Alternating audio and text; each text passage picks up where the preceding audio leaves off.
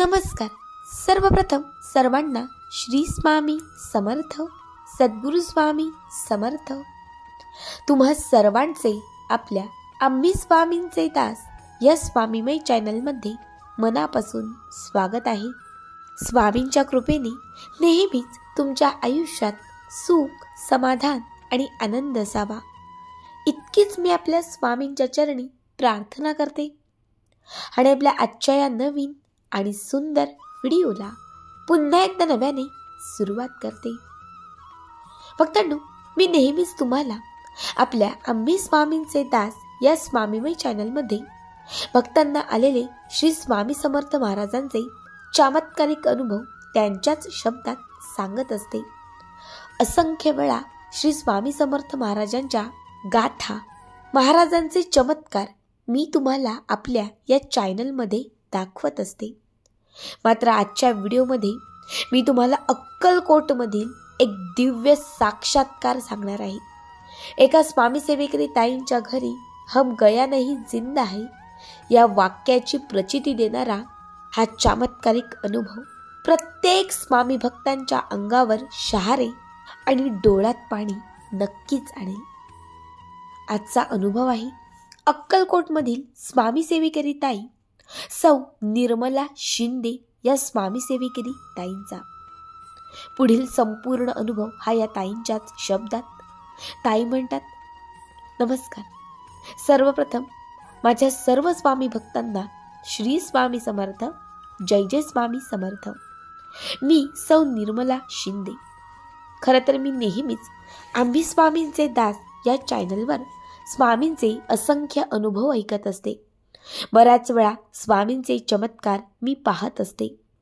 मात्र आज खूप भाग्याचं वाटतंय की माझ्या आयुष्यात घडलेला हा दिव्य स्वामी चमत्कार मी आज सगळ्या स्वामी भक्तांना सांगत आहे. खरं तर मी मूळ सोलापूरमधील, मात्र माझं सासर हे अक्कलकोटमध्ये. अगदी सगळ्यांनाच माहिती असेल की सोलापूर आणि अक्कलकोट यातील अंतर हे तसं पाहिलं तर खूप कमी. सोलापूरला आलेला प्रत्येक पर्यटक हा अक्कलकोटमध्ये येतोच आणि अक्कलकोटमध्ये आलेली लोक ही सोलापूरला जातातच. अक्कलकोट जवळ असल्याने सुट्टीत किंवा अगदी 2-4 महिन्यातून आम्ही म्हणजे माझ्या घरातले माझे मम्मी पप्पा, माझा लहान भाऊ, आम्ही नेहमीच स्वामींना भेटण्यासाठी अक्कलकोटला जायचो. खरं तर माझ्या मम्मी पप्पांची स्वामी समर्थांवरती खूप श्रद्धा, मात्र मी त्यांच्यापेक्षा थोडीशी वेगळी. मी लहानपणापासूनच देव धर्म या पंथातील नव्हती. मी नेहमीच कर्म आणि आशावादी होती. त्यामुळे दैवी शक्तीवरती माझा कधीच विश्वास नव्हता. मी अगदी आईबाबांसोबत कधी अक्कलकोटमध्येही गेले तरी मी कधीच स्वामींसमोर नतमस्तक होत नसे किंवा मी स्वामींसमोर कधीच हातही जोडत नसे. मात्र माझ्या 21व्या वर्षी माझ्या काकांनी अक्कलकोटमधलंच माझ्या लग्नासाठी स्थळ आणलं आणि माझ्या बाबांनी कसलाही विचार केला नाही. आपल्या महाराजांचं गाव, आपल्या महाराजांचं ठिकाण म्हणून एका क्षणात माझ्या लग्नाला होकार दिला आणि माझं लग्न झालं. सासर अक्कलकोटमध्ये असल्याने स्वामींची आणि माझी दररोज गाठ पडत असे. पण अजूनही मी महाराजांना नमस्कार करत नसे. आमचं अक्कलकोटमध्येच स्वामींच्या मूर्त्या सेल करण्याचं एक दुकान. त्या दुकानात माझे सासरे, माझे पती असायचे. कधीतरी ते दोघेही नसले तर तेव्हा मात्र मला जावे लागायचे.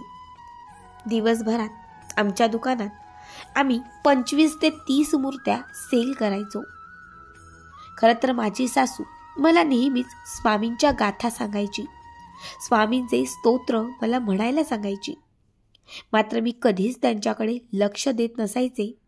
मी नेहमी त्यांना सांगायचे की आई, हा दगड आहे, हा मार्बल आहे, हा पितळ आहे, हा तांब्याचा धातू आहे आणि याला फक्त आकार दिलाय, त्यामुळे हा असा दिसतोय. बाकी देव किंवा दैवी शक्ती असं काहीच नसतं. मग असं म्हटलं की माझं आणि सासूचं भांडण व्हायचं. मग मी स्वामींना सांगायची, स्वामी, सगळेच लोक तुम्हाला मानतात, तुमच्या मागे मागे करतात. तुम्ही खरंच आहात? तुम्ही असाल तर मला अनुभव द्या. तुम्ही खरंच आहात याची मला कधीतरी प्रचिती द्या. ज्या दिवशी तुम्हाला तुमच्या अस्तित्व दाखवाल त्याच दिवशी मी तुम्हाला मानेन, तुमच्या समोर नतमस्तक होईन. अगदी असे काही महिने गेले. एके दिवशी माझ्या सासऱ्यांची तब्येत ही खराब झाली. त्यांच्या सतत छाती दुखत होते. मग माझे मिस्टर त्यांना घेऊन दवाखान्यात गेले. 2 दिवस बाबांना ॲडमिट करायला सांगितले. आता 2 दिवस मलाच दुकानात राहायचे होते. मी सकाळी 9ला दुकान ओपन करायचे, रात्री 10 वाजता दुकान बंद व्हायचे. त्या दिवशी मी खूप छान मूर्त्या सेल केल्या.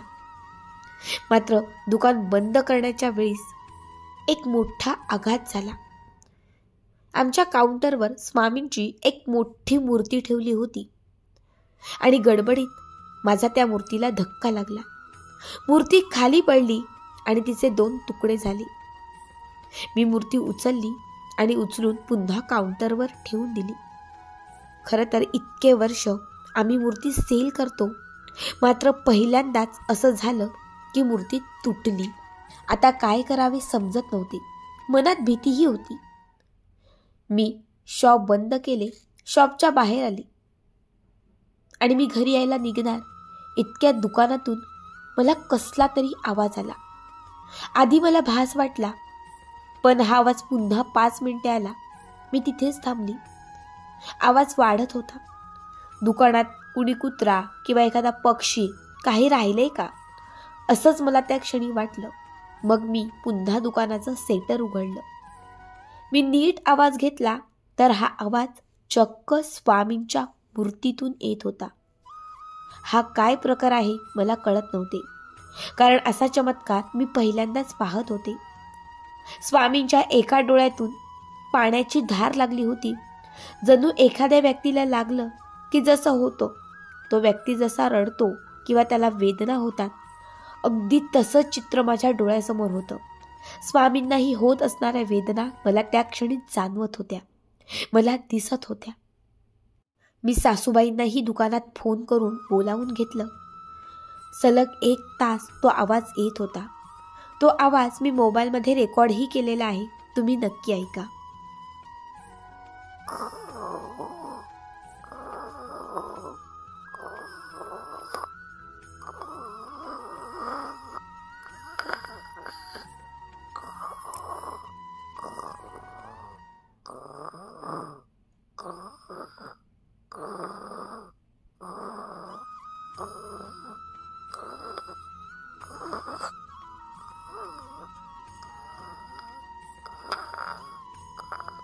हा आवाज जणू काही स्वामींच्या घशातून, स्वामींच्या तोंडातून येत होता. सलग 1 तास हा आवाज असा सुरू होता. मी धावत मंदिरात असलेल्या भटजींकडे गेले. त्यांनाही हा प्रकार सांगितला. त्यांनी मला हा स्वामी चमत्कार असल्याचे सांगितले. स्वामींची मूर्ती खंडित झाली, ती विसर्जित करा असेही ते म्हणाले. मी स्वामींची मूर्ती विसर्जित करण्यासाठी उचलणार इतक्यात मोबाईलवरती फोन आला. हा फोन माझ्या मिस्टरांचा होता. मी फोन उचलला आणि तेव्हा माझे मिस्टर म्हणाले, अगं काही तासांपूर्वी खूप मोठा घात झाला. आपल्या बाबांना खूप मोठा अटॅक आला. मात्र स्वामी कृपेने हा अनर्थ टळाला. जेव्हा त्यांनी मला असे सांगितले, माझे पाय लटालटा कापू लागले. मी त्यांना इथे घडलेला सर्व प्रकार सांगितला. तेव्हा ते म्हणाले, बघ तुझा विश्वास नव्हता ना, पण आज बाबांवरील सर्व संकट स्वामींनी स्वतःवर घेतले आणि आपल्या बाबांना त्यांनी जीवनदान दिले.